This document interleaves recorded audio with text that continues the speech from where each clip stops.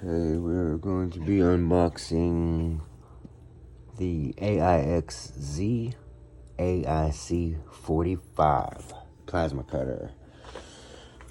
Let's see what we got.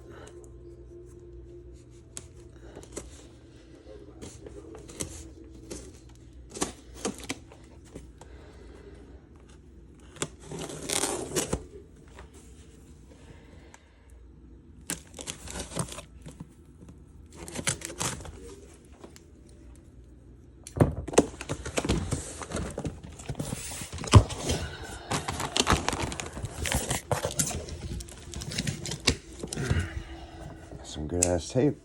There we go.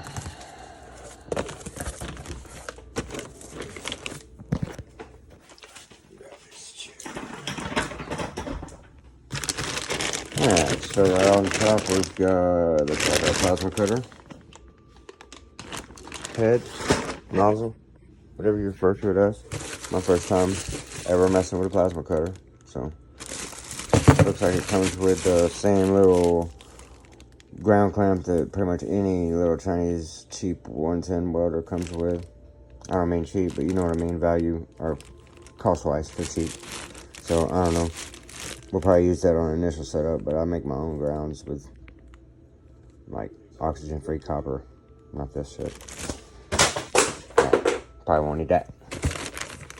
Let's see what this is. What we got? Oh, this is the inverter. That's not an inverter. It plugs into the 220 outlet. Yep, sure does. 240, however you want to word it. And it does have a 120 plug on the end. That means that this is strictly a 110 unit. It's not a 220, 110.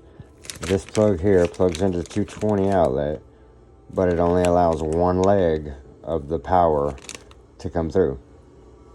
So it's truly only getting either an A phase or a B phase side of your residential voltage.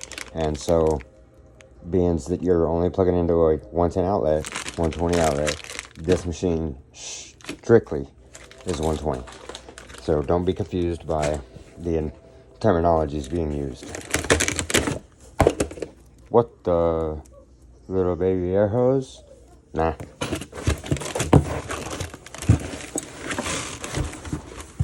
Oh look, somebody was nice enough to let me hold on to a little piece of Teflon. Hell yeah. With this is the water filter, or the little dryer for the air compressor inlet. Oh, look at there, we got a hole in the box. Uh-oh.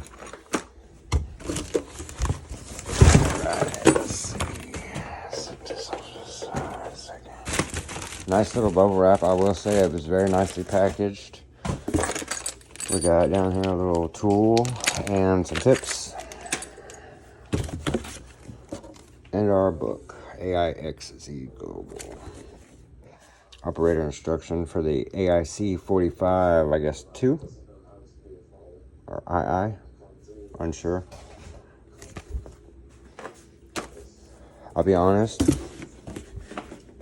it was the cheapest plasma cutter that I could find on Temu.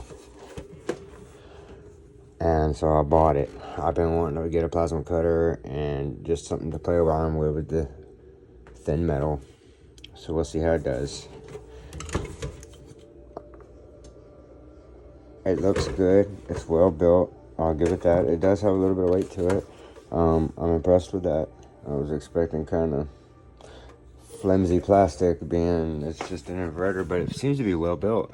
I think it'll hold up for a little while. It just depends on how we're using it, you know. If we're pushing it to its max all the time, it probably won't last very long. But if we're using it just, you know, as a DIY project or something for around the house, even some small fabrication work, I'm sure this would be fine for long-term use. Alright, stay tuned, guys. I will be shooting a assembly video, and then, well, not necessarily assembly, but a using video trying to cut some various different materials with it, seeing how it performs. I'm not going to draw this out for a super long time. You guys seen the gist of what I was all in here. I did want to pull this out and take a look at it a little better. So it's got this multi-pin inlet connector. That's pretty awesome. I swear some of the engineering these days is just, what do you guys come up with? You know, it's brilliant. Anyway, yeah, cool. So I thought, so this has a little socket here that is, it's a ball in the end, and so it wobbles instead of, so it gives you some extra stress relief along with the artificial spring here. Keep it from binding up. So it still kind of wants to kink, so see what we're going to do about that, but I doubt I'll be working it at such a serious angle that I do that. First impressions, I will say all this stuff feels really well built. The engineering was executed flawlessly. Looks like they got a little safety trigger on it, some sort of, yep. So you gotta push the knob down. You can't just squeeze it. Oh, yep. It's got like a double click. There we go.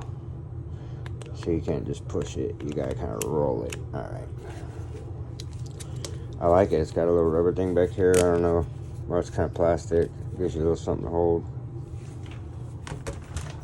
The outer jacket is pretty thick. It's nice. I hate how they use these tubes that look like heat shrink, but I'd have preferred like a molded rubber or something with a little bit of, I don't know, unkinkable girth to it, whatever. Anyway, guys, follow along. You see I do all kinds of crazy things here. We recycle 18650 cells and, you know, check their capacitances, build cells and batteries and jumper boxes and chargers, and we do all kind of crazy stuff.